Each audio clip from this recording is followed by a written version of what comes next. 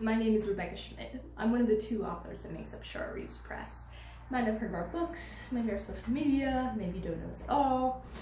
If that is the case, I do want to make a quick disclaimer that we usually try to keep our content pretty uplifting, pretty positive. Not that today's going to be a downer, but I do want to discuss this trend I've seen going around.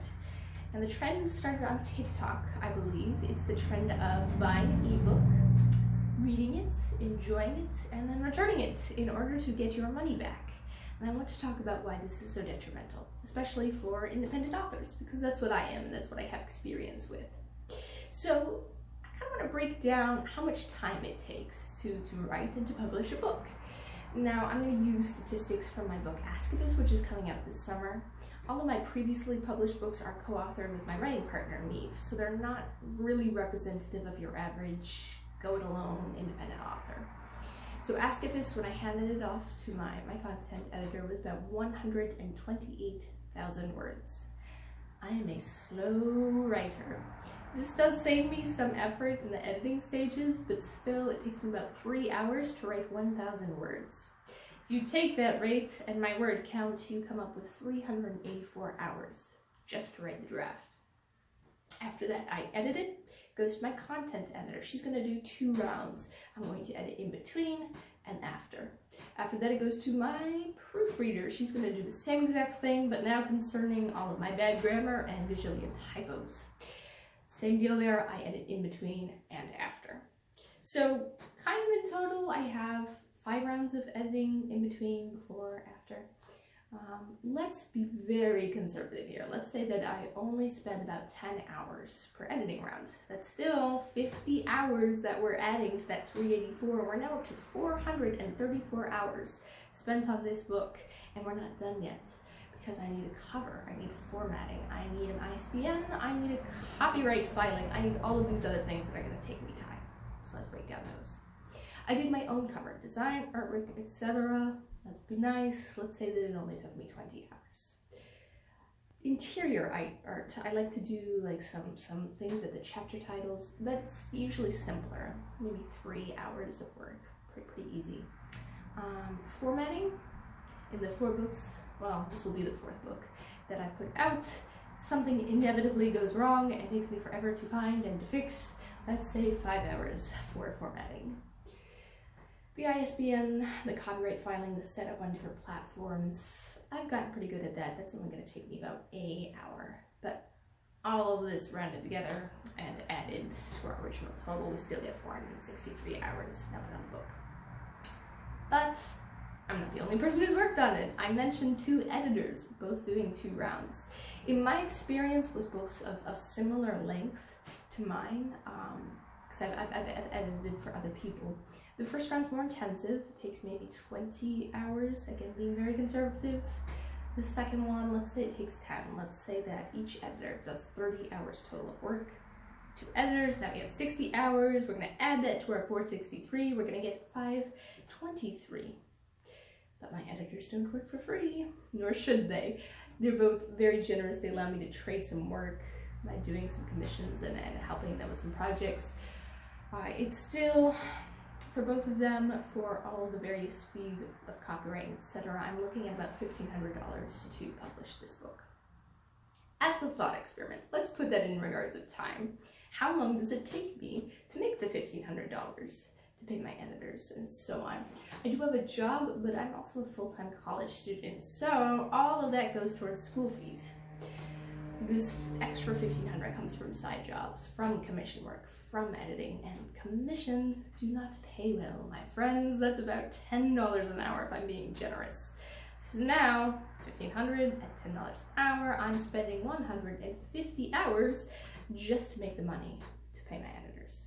So, adding that to our total, we now have 3 people working together for a grand total of 673 hours spent on this single book. This is all in US dollars, by the way. I live in the US, so that's what I'm going off of.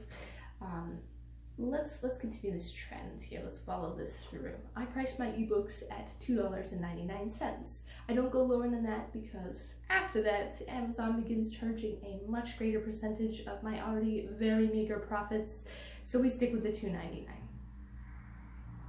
let's keep pricing this out. Let's say you make the federal minimum wage. I believe in the US that is $7.25. You can correct me if I'm wrong, but most states do have a higher bar than that. But let's say you make that bare minimum. That's $7.25. $2.99 is less than half of that. So it takes you less than half an hour to make enough to buy this book that has spent now 673 hours of people's effort. Are you seeing the problem here? And that's not really including everything. There's a lot more that goes into it. That's just to get the book to the publishing point. There's going to be hours and hours spent on marketing, on events, on trying to get the book out there. It's not going to sell itself. I have to find ways to get it on shelves and into people's hands. It's also not including anything that went before the book could come into being. All the brainstorming, the planning, the plotting, all of the skills you have to learn to be a self-published author. There's so much to be done, and you have to do it all yourself. So it's not really the full amount of time I've spent, and you're still telling me that less than half an hour of work for you isn't worth it? This is already a pretty tough business, guys. You put so much into it, so much effort, and to have so little return can be discouraging. I've seen a lot of very demoralized indie authors. Now, almost all of us go into it knowing that we'll probably never be rich. In fact, we may never even make the money back that we spend. And personally, I'm okay with that. You know, I pay these editors and I pay these fees because I want my work to be the best that it can be. I think part of art is getting it to the highest standard that you know you can get. And, you know, again, I've accepted that. I walked into this process knowing that. It isn't about the money. It's about pouring your soul into something and having someone else, you know, sort of consume it as an entertainment factor and then turn and go, wasn't worth my half hour. It's kind of tough, guys.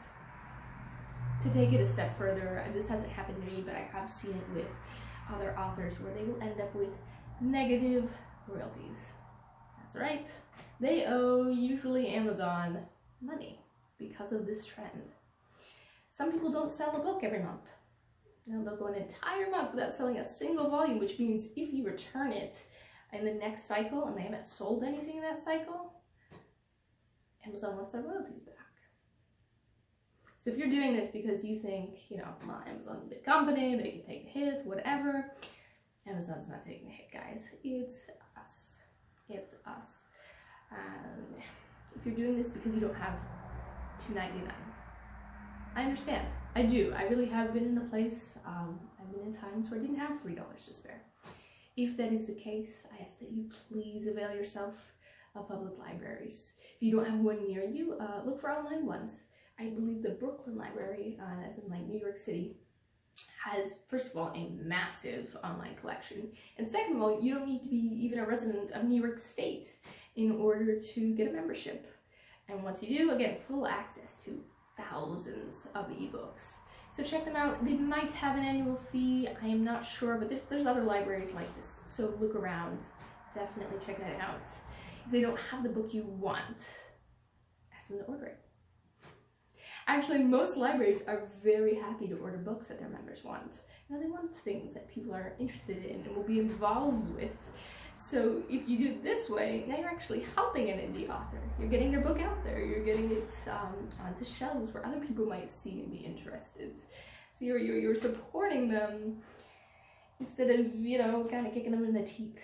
So try it that way. If you have any other questions on this, please let us know. Really, if you have any other questions about any of this, about the self-publishing, about what it takes, about what goes into it, we are more than happy to provide information, or at least what our experience has been.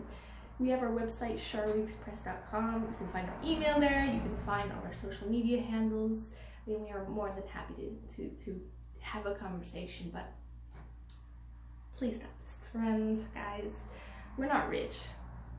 And those of us who are very blessed, but those who aren't, no, we will probably never be, certainly not on account of our books.